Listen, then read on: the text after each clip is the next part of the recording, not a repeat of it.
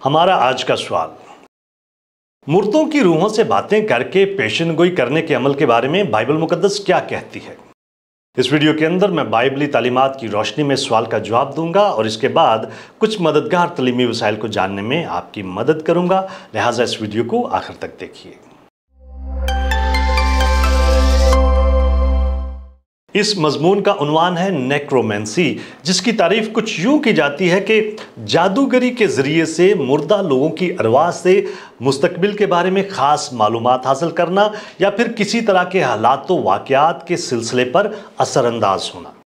Bible मुकद्दस में necromancy के इस अमल को फालगिरी, जादूगरी और रोहियत प्रस्ती भी कहा गया है और कलाम मुकद्दस में बहुत दफ़ा इससे मना किया गया है और इसे खुदा के नज़दीक मकरूह बयान किया गया है। ये एक ऐसा अमल है खुदा जिसके बहुत ही ज़्यादा सख्त खिलाफ है और इससे उसी कदर इज्तनाब करना चाहिए जितना कि बदी और शैतान से। इसकी दो अहम वजूहात हैं। सबसे पहले तो नेक्रोमेंसी यानी मुर्दा रूहों से बातें करके मुस्तकबिल के बारे में पेशनगोई करने के अमल में बद अरवाह शामिल होती हैं और जो कोई शख्स भी ऐसा करने की कोशिश करता है ये अमल उस पर बद अरवाह की तरफ से हमलों के दरवाजे खोल देता है। शैतान और उसकी बद अरवाह हम पर सच्चाई और हिकमत को जाहिर नहीं करते बल्कि वो हर लम्हे हमें तबाह करने की कोशिश में होते हैं। हमें बताया गया है कि हमारा मुखालिफ अबलीस गरजने वाले शेर बब्बर की तरह ढूंढता फिरता है कि किसको फाड़ खाए।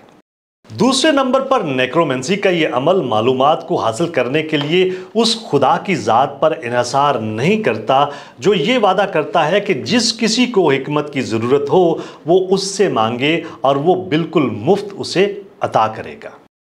ये बात खास तौर पर बयान की गई है क्योंकि खुदा हमेशा ही हमारी रहनुमाई सच्चाई और ज़िंदगी की तरफ करना चाहता है, लेकिन बद अरवाह हमें हमेशा ही झूठ और ख़तरनाक किस्म के नुकसानात की तरफ लेकर जाना चाहती है। और ये तसव्वुर करना कि मालूमात के हसूल के लिए मुर्दा लोगों की रूहों के साथ राब्ता किया जा सकता है बिल्कुल ही झूठ पर मबनी है। वो सभी लोग जो इस किस्म के राब्ते करने की कोशिश करते हैं लाजमी तौर पर बद अरवाह से राब्ता कर लेते हैं, ना कि अपने मर जाने वाले अजीज़ों की रूहों से।